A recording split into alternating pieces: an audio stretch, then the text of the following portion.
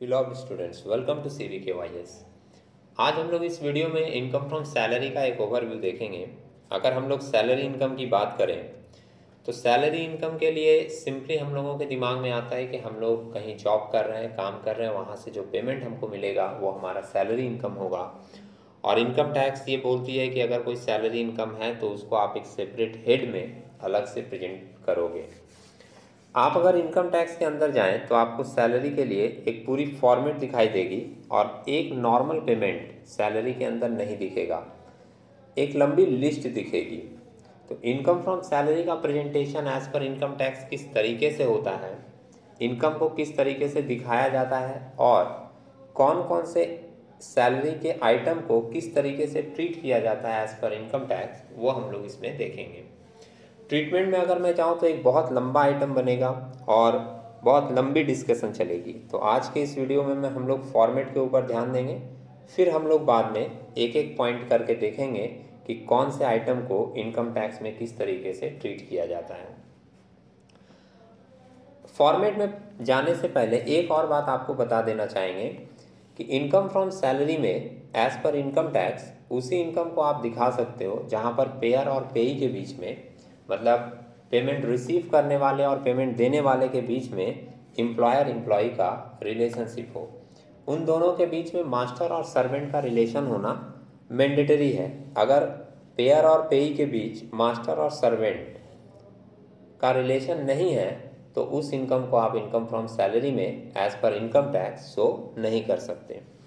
तो ऊपर सबसे पहले एक हेडिंग दी हुई है, computation of income under the head salary for the assessment year 22-23। Current assessment year की बात है जो अभी का हम लोगों का चल रहा है। यहाँ पर एक सिंपल लाइन दे दी है बुक में, लेकिन जब हम लोग सम्स करेंगे तो बाकायदा पूरे अच्छे तरीके से लाइन लिखते हैं, जैसे computation of income from salary of mister x, उस आदमी का नाम, कॉमा, और रेसिडेंट इंडिविजुअल, उसका स्टेटस भी बताते हैं क्या है। फिर लिखते हैं for the assessment year 22-23 relating to previous year 21-22, क्योंकि जो भी असेसमेंट ईयर में इनकम दिखाया जाता है वो इनकम एक्चुअली किस साल का होता है, प्रीवियस ईयर का होता है। तो फॉर्मेट के अंदर देखें कि क्या क्या चीज़ें इनकम फ्रॉम सैलरी के अंदर दिखाई जाएंगी। सबसे पहले लिखा है बेसिक सैलरी। ये एक कॉलम बनाया है आउटर साइड में, इस कॉलम में दिखा देंगे हम लोग फाइनल फिगर। लेकिन एज पर ट्रीटमेंट अगर मान लो इनकम टैक्स कुछ बोलता है कि किसी आइटम से कुछ छूट मिलेगा तो वो हम लोग पहले इनर कॉलम में कैलकुलेट करते हैं, उसके बाद फिर उसको बाहर वाले कॉलम में शो करते हैं। तो बेसिक सैलरी का दो कैलकुलेशन आपको मिल सकता है, कभी कभी मंथली दे देता है तो हम लोग सिंपली जितना पर मंथ का सैलरी है उसको 12 से मल्टीप्लाई करके दिखा देते हैं, क्योंकि ये जो इनकम फ्रॉम सैलरी का प्रेजेंटेशन हो रहा है ये पूरे एक साल का है। तो अगर मंथली कोई आइटम है तो आप 12 से मल्टीप्लाई करके सिंपली दिखा दोगे।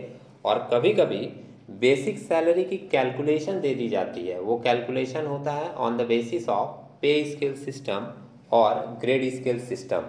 तो पे स्केल सिस्टम और ग्रेड स्केल सिस्टम क्या होता है ये हम आपको एक सेपरेट वीडियो बनाकर उसकी पूरी डिस्कशन समझा देंगे। अभी हम लोग फॉर्मेट में आगे बढ़े तो पहला आइटम बेसिक सैलरी के बाद दूसरा हम लोग इसमें दिखाते हैं फीस, जो कि आपके बॉस से मिल रहा है, कमीशन, बोनस। बोनस दो तरीके का होता है, एक कॉन्ट्रेक्चुअल और एक ग्रेचुइटियस, तो वो दोनों बोनस भी रहेगा, वो आएगा। इसके बाद है ग्रेचुइटी। ग्रेचुइटी एक लमसम पेमेंट होता है जो आपके नाम से किसी फंड में जमा किया जाता है।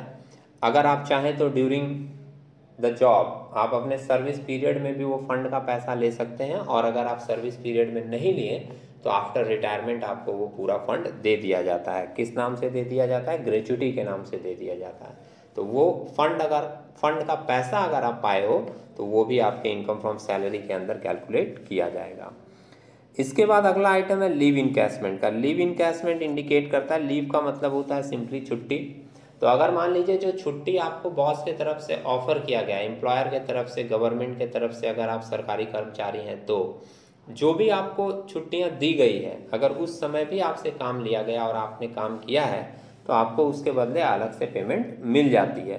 तो वो पेमेंट आप उस समय ही ले सकते हो, या फिर अगर मान लीजिए वो उस समय आपने वो पेमेंट नहीं लिया तो आपके सारे छुट्टियों के पैसे जमा होती रहेगी और आफ्टर रिटायरमेंट आपको लीव इनकैशमेंट के नाम से वो सारा फंड भी मिल जाएगा। इसके बाद है पेंशन। रिटायरमेंट के बाद का ये भी सुविधा है कि आपको अपने लाइफ को चलाने के लिए आफ्टर रिटायरमेंट जो सुविधाएं दी जाती है, जो पेमेंट दिया जाता है, वो पेंशन के अंदर आ जाता है। इसके बाद वर्ड है एक retrenchment compensation. Retrenchment compensation indicate करता है कि अगर मान लो आपका एम्प्लॉयर, आपका बॉस, आपकी कंपनी आपको समय से पहले जॉब से निकाल दे रही है, तो वो उसके लिए आपको एक फंड देती है, जिसको हम लोग नाम देते हैं रिट्रेचमेंट कंपनसेशन फंड। जाहिर सी बात है, अगर आपका टर्मिनेशन नहीं हुआ, सर्विस पीरियड ख़त्म नहीं हुआ, तो वो आपको बीच में अगर निकालेगा तो उस समय आप इफ़ेक्टेड हो जाओगे। तो जब तक आपको कोई दूसरी जॉब नहीं मिलती, उतने दिनों के लिए या जो भी आपका कॉन्ट्रैक्ट कंपनी के साथ बना है, उस बेसिस पर वो आपको एक फ़ंड अलॉट करती है, जिससे कि आप अपने आप को मेंटेन रख सकें, आप सरवाइव कर सकें। तो ये जो फंड आपको मिलता है कंपनी की तरफ से, उसको हम लोग नाम देते हैं रिट्रेचमेंट कंपनसेशन फंड। जनरली कंपनियां अपने आप को, अपने कॉस्ट को रिड्यूस करने के लिए कभी कभी एम्प्लॉयज़ को छांटती रहती है, मतलब कम करती रहती है, रिड्यूस करती है एम्प्लॉयज़ को। तो उस केस में क्या होता है, जब आपको निकाला जाता है जॉब से, तो आपको रिट्रेचमेंट कंपनसेशन फंड के नाम पे ये फंड दिया जाता है। तो अगर ये फंड आपको मिला है तो ये भी आप इनकम फ्रॉम सैलरी के अंदर दिखाओगे। इसके बाद दिया compensation receive under voluntary retirement scheme. तो अगर वॉलंटरी रिटायरमेंट स्कीम का मतलब होता है कि आप अपने टाइम से पहले, मतलब अपने टर्मिनेशन से पहले, रिटायरमेंट से पहले ही रिटायरमेंट ले लिए। कभी कभी ऐसा होता है कि कोई भी पर्सन अगर ये चाहता है या ये सोचता है कि अब वो फिज़िकली फिट नहीं है, अब वो फिज़िकली फिट नहीं है कि वो अपना जॉब को कंटिन्यू कर सके, तो उस समय वो लोग समय से पहले ही रिटायरमेंट ले लेता है। उसको हम लोग नाम देते हैं वॉलंटरी रिटायरमेंट। और इस समय जो भी फंड कंपनी के तरफ से आपको दी जाती है, वो आ जाती है वॉलंटरी रिटायरमेंट स्कीम के अंदर। ये देखिए, मैंने आपको सिर्फ मीनिंग बताया और स्टेप बताया कि ऐसे ऐसे करके हम लोग इसको लिखेंगे जब इनकम फ्रॉम सैलरी कैलकुलेट करेंगे तब। लेकिन हर एक आइटम का इसमें अलग से टैक्स ट्रीटमेंट है। दैट मीन्स कि जितना पैसा आप पाओगे, उसमें से कितने अमाउंट के ऊपर आपको टैक्स देना पड़ेगा और कितने अमाउंट की आपको छूट मिलेगी, ये भी आपको हर एक पॉइंट का कंसिडर करना पड़ेगा। इसमें से तो 2-3 ऐसे पॉइंट हैं जिसकी कैलकुलेशन बहुत बड़ी बड़ी है, जैसे basic salary, fees, commission, bonus तो फिर भी छोटा है। सिंपल सा इसका ट्रीटमेंट बोला जाता है कि ये फुल्ली टैक्सेबल है, मतलब 1 साल का जितना भी निकला आप पूरा फाइनल कॉलम में दिखा दोगे। Basic salary, fees, commission, bonus. लेकिन gratuity, leave salary, pension, retrenchment compensation, compensation receive under voluntary retirement scheme, ये सारे जो फंड आपको मिलेंगे, इसकी कैलकुलेशन थोड़ी बड़ी होती है, अलग से आपको इसका ट्रीटमेंट समझना पड़ेगा। इसके बाद हम लोग अगले पॉइंट में आते हैं अलावेंसेस। तो अलावेंसेस के अंदर भी सबका अलग अलग ट्रीटमेंट है टैक्स के हिसाब से। मीनिंग हम लोग अभी देखते हुए चलते हैं। अलावेंसेस का सिंपल मीनिंग होता है कि a fix quantum of money provided regularly by the employer to employ for the purpose of meeting day to day activities. आपके डेली के रिक्वायरमेंट, डेली का मतलब आप रोज़ का ही मत समझ लेना, डेली का मतलब आपका वीकली भी हो सकता है, मंथली भी हो सकता है। तो आपके डेली के, वीकली के, मंथली के रिक्वायरमेंट को पूरा करने के लिए आपके एम्प्लॉयर की तरफ से आपको जो एडिशनल पेमेंट, मतलब नॉर्मल पेमेंट के अलावा, बेसिक पेमेंट के अलावा जो एडिशनल पेमेंट आपको दिया जाता है, वो किस नाम से जाना जाता है? वो जाना जाता है अलावेंसेस के नाम से। ठीक है, तो अलावेंसेस का सिंपल मीनिंग आप अपने दिमाग में रखिएगा कि a fix quantum of money provided regularly by the employer to employ for the purpose of meeting day to day obligation. जैसे आप ऑफिस से घर जाते हैं, घर से ऑफिस आते हैं, तो आपको आने जाने के लिए कन्वीनियंस चार्जेस की ज़रूरत पड़ती है। आप महीने में कभी रिफ्रेश होने के लिए कहीं जाते हैं एंटरटेनमेंट पर्पज़ के लिए, तो आपको एक पेमेंट की ज़रूरत पड़ती है। आप जिस घर में रहते हैं वो एक रेंटेड घर है, तो उसका रेंट देने की ज़रूरत पड़ती है। आपके बच्चे पढ़ने जाते हैं तो उनके लिए एजुकेशन की ज़रूरत पड़ती है। थोड़ा बहुत सर्दी, खांसी, जुकाम सभी के यहाँ लगा रहता है, तो महीने में एक छोटा मेडिकल का भी खर्चा होता है। तो इन सारे खर्चों को बियर करने के लिए आपका बॉस आपको अलग से थोड़ा थोड़ा पेमेंट देता रहता है, जिसको हम लोग जानते हैं किस नाम से? अलावेंसेस के नाम से। इसलिए आप जब अलावेंसेस का नाम पढ़ोगे तो उसके नाम के साथ ही उसका मीनिंग इंडिकेट होता हुआ आपको दिखेगा। जैसे आपके बच्चों की पढ़ाई के लिए दी जा रही है तो चिल्ड्रेन एजुकेशन अलावेंस, बच्चा हॉस्टल में रह रहा है उसके लिए दिया जा रहा है तो चिल्ड्रेन हॉस्टल अलावेंस। आप घर में रह रहे हो, उस घर के भाड़े के लिए आपका बॉस पैसा दे रहा है तो वो हो जाएगा हाउस रेंट अलावेंस। आपके कहीं आने जाने के लिए दे रहा है तो वो हो गया ट्रांसपोर्ट अलावेंस। आप जिस ड्रेस को पहन के ऑफिस आते हैं उसका पेमेंट आपका बॉस दे रहा है, ये हो गया यूनिफॉर्म अलावेंस। तो जितने भी नाम है वो नाम से ही आपको मीनिंग क्लियर होते हुए दिखेंगे। जैसे अलावेंसेस के अंदर में देखिए फर्स्ट वाला है, सिर्फ ये एक ऐसा अलावेंसेस है जिसके नाम से इसका मीनिंग आपको क्लियर नहीं मिलेगा, जैसे डियरनेस अलावेंस या डियरनेस पे, या इसको हम लोग कॉस्ट ऑफ लिविंग अलावेंस भी बोलते हैं। डियरनेस अलावेंस इंडिकेट करता है कि this allowance is given by the employer to employ for the purpose of facing inflation of the market. जैसे मार्केट में जो महंगाई बढ़ रही है उस महंगाई को फेस करने के लिए आपका बॉस आपको नॉर्मल पेमेंट के अलावा एक पेमेंट देता है जिसको नाम देते हैं हम लोग डियरनेस अलावेंस। तो जितने भी अलावेंसेस मिलेगा वो सारे के सारे आपको इसमें लिख देने हैं। सबकी अलग अलग ट्रीटमेंट है, वो भी आपको अलग से समझनी पड़ेगी। जैसे हम लोग देखें कौन कौन सा अलावेंस इसमें दिया है। फर्स्ट दिया dearness allowance, house rent allowance, children education allowance, hostel allowance, entertainment allowance, आपको रिफ्रेश होने के लिए भी दे रहा है, medical allowance, convenience allowance, city compensatory allowance. City compensatory allowance दिया जाता है अगर आप एक शहर से दूसरे शहर में ट्रांसफ़र हो रहे हो तो उसके लिए। Uniform allowance, professional allowance, transport allowance and other allowance. तो जितने भी अलावेंसेस होंगे किस में कितना छूट मिलेगा ये सारा आपको लिख कर उसके बाद फाइनल फिगर बाहर दिखा देने हैं। अलावेंसेस के बाद नेक्स्ट पॉइंट आया है हमारा परक्विजिट्स के रूप में। परक्विजिट्स और अलावेंस में आपको कभी कभी बहुत सारी सिमिलरिटीज़ दिखेगी। बहुत सारे स्टूडेंट्स जब फर्स्ट टाइम पढ़ते हैं तो उनको लगता है कि दोनों चीज़ सेम है, लेकिन दोनों के बीच में एक बेसिक डिफरेंस है, समझ लेना। जिस तरीके से अलावेंस मिलता है उसी तरीके से परक्विजिट्स भी मिलता है, लेकिन परक्विजिट्स आपको एज ए फैसिलिटी के रूप में दी जाती है। जैसे आप यहाँ पर देखिएगा परक्विजिट्स के अंदर पहला पॉइंट दिया any obligation of employees paid by employer. जैसे आपका कोई खर्चा था, एम्प्लॉय का कोई खर्च था, वो पेमेंट किया है किसने, एम्प्लॉयर ने, तो ये आपके लिए फैसिलिटी है। एकोमोडेशन, एकोमोडेशन का मतलब है रहने का घर दे दिया आपको। आप देखिएगा हाउस रेंट अलावेंस ऊपर में था, लेकिन हाउस रेंट अलावेंस और एकोमोडेशन में फ़र्क होता है।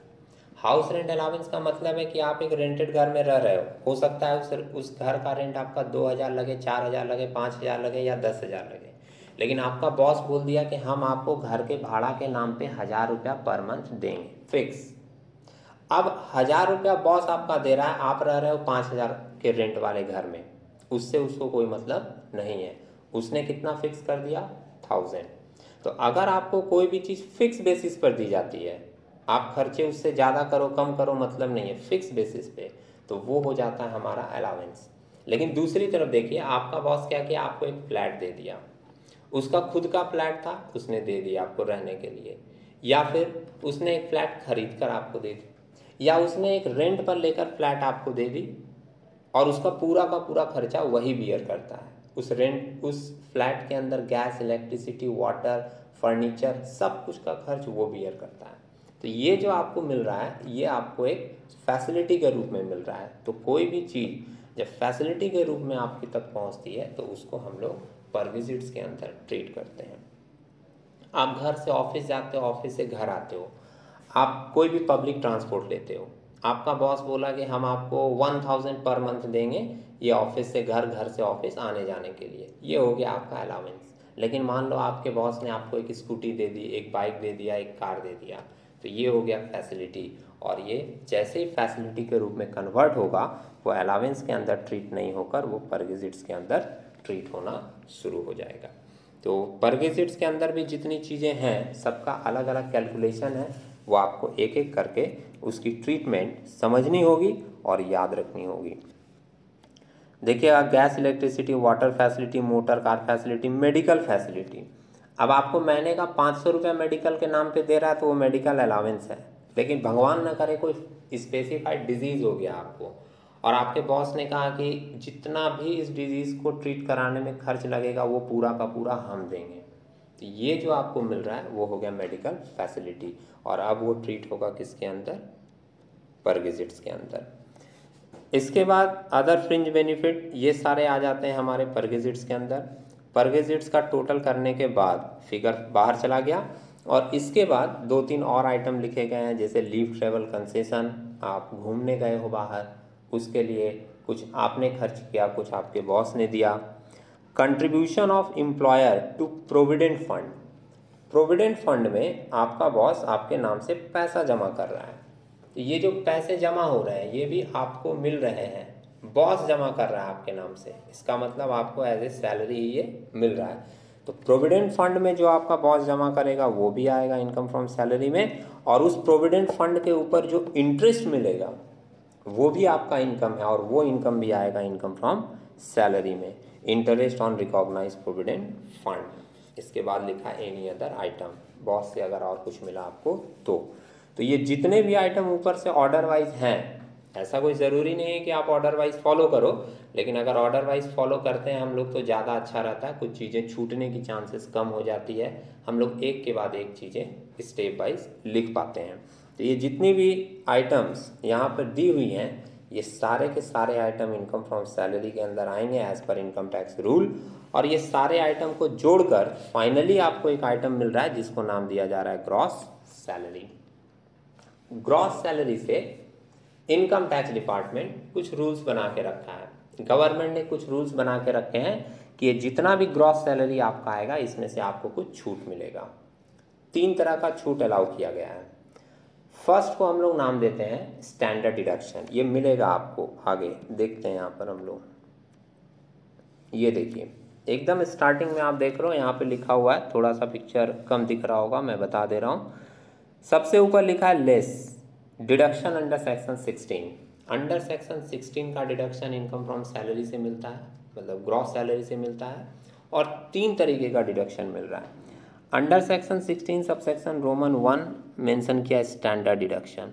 स्टैंडर्ड डिडक्शन के अंदर एक फिक्स अमाउंट है, इस असेसमेंट ईयर का अमाउंट है 50,000 रुपया। ये अमाउंट बढ़ घट सकता है, हम लोग जिस असेसमेंट ईयर की बात कर रहे हैं वो ध्यान में रखिएगा, हम लोग असेसमेंट ईयर 22-23 की बात कर रहे हैं, तो 22-23 वाले साल में स्टैंडर्ड डिडक्शन अभी कितना रखा गया है सैलरी का, 50,000। ये स्टेट्यूटरी अमाउंट है। टैक्स के अंदर जब भी आपको कोई फिक्स अमाउंट स्टेट्यूटरी अमाउंट मिले तो वहाँ आपको कुछ सोचना नहीं है, आपको सिर्फ ये जानना है कि ये एज़ पर गवर्नमेंट फिक्स किया हुआ है, as per income tax fix किया हुआ है, और हमको 50,000 की छूट दिखा देनी है। इसलिए मैं बार बार बोलता हूँ कि टैक्स के अंदर रूल याद रखना बहुत ज़रूरी है। अब जब आप सम्स करने जाओगे आपको याद नहीं रहेगा कि कितने का छूट है, आप देखोगे सम्स पूरा बना, वहाँ स्टैंडर्ड डिडक्शन लिखा और अमाउंट में दिखा दिया 50,000। आपके दिमाग में पहला क्वेश्चन अराइज होगा कि ये 50,000 कहाँ से आ गया, सम्स में तो दिया हुआ नहीं है। इसलिए टैक्स के अंदर ध्यान रखिएगा, रूल्स बहुत ज़रूरी होता है, वो आपको पूरी की पूरी अच्छे तरीके से याद होनी चाहिए। तो ग्रॉस सैलरी से पहला डिडक्शन अपने को मिल गया स्टैंडर्ड डिडक्शन। दूसरा डिडक्शन जो अपने को मिलता है वो होता है entertainment allowance under section 16 sub section Roman 2 के अंदर। एंटरटेनमेंट अलाउंस का कोई एक अमाउंट नहीं है, इसके अंदर में 3 अमाउंट होता है, ABC करके हम लोग 3 अमाउंट देखते हैं, और उन तीनों में जो मिनिमम होता है उसका हम लोगों को ग्रॉस सैलरी से छूट मिलता है। वो 3 अमाउंट में है, पहला होता है 20% ऑफ बेसिक सैलरी, दूसरा एक स्टेट्यूटरी अमाउंट है 5,000 का, और तीसरा एक्चुअल एंटरटेनमेंट अलाउंस रिसीव, कितना आप एंटरटेनमेंट अलाउंस पाए हो, जो कि सम्स में दिया रहता है। तो एंटरटेनमेंट अलाउंस के लिए हम लोग 3 फिगर देखते हैं, उन तीनों में जो मिनिमम होता है उसका हम लोगों को छूट मिलता है, जो हम लोग यहाँ पर शो करते हैं। और तीसरा आपको छूट मिलता है ग्रॉस सैलरी से, वो है आपका टैक्स ऑन एम्प्लॉयमेंट, या इसको हम लोग प्रोफेशनल टैक्स भी बोलते हैं। Under section 16 sub section Roman 3 professional tax. Professional tax का रूल है कि जितना भी professional tax during the year आपने पेड किया है वो पूरा का पूरा आपको छूट मिल जाएगा, और वो पूरा का पूरा अमाउंट यहाँ पर दिखा दिया जाएगा। इसमें एक पॉइंट और भी रहता है, कभी कभी ऐसा लिख देता है कि प्रोफेशनल टैक्स आपके बॉस ने पे कर दिया, तो जैसे ही आपका कोई खर्चा आपका बॉस पे किया, अभी हमने आपको बताया है कि अगर आपका कोई भी खर्चा आपका बॉस पे कर देता है, any employees obligation paid by employer firstly chargeable under पर गेजेट्स। तो आपका खर्चा अगर आपका बॉस पे कर दिया प्रोफेशनल टैक्स का, तो वो पहले आप पर गेजेट के अंदर दिखाओगे, और उसके बाद आप उसको प्रोफेशनल टैक्स के रूप में यहाँ पर डिडक्शन भी ले सकते हो। तो जितनी भी ग्रॉस सैलरी आपकी आएगी उसमें से ये 3 छूट आपको मिल जाएगा, और ये तीनों डिडक्शन माइनस करने के बाद आपको जो फिगर मिलेगा उसको नाम दिया जाएगा इनकम फ्रॉम सैलरी या टैक्सेबल सैलरी। तो लास्ट में आपको एक लाइन में फिर से बता दूं कि फॉर्मेट अगर आपको याद रहेगा तो आपको लिखने में कोई प्रॉब्लम नहीं होगी, सुविधा होगी, स्टेप आप जान के रखोगे, मिस नहीं होगा, कुछ ऐसे ही फॉलो करेंगे। लेकिन सिर्फ फॉर्मेट याद करने से नहीं होगा, इसके अंदर का एक एक आइटम का ट्रीटमेंट भी आपको याद होना चाहिए। तो हम लोग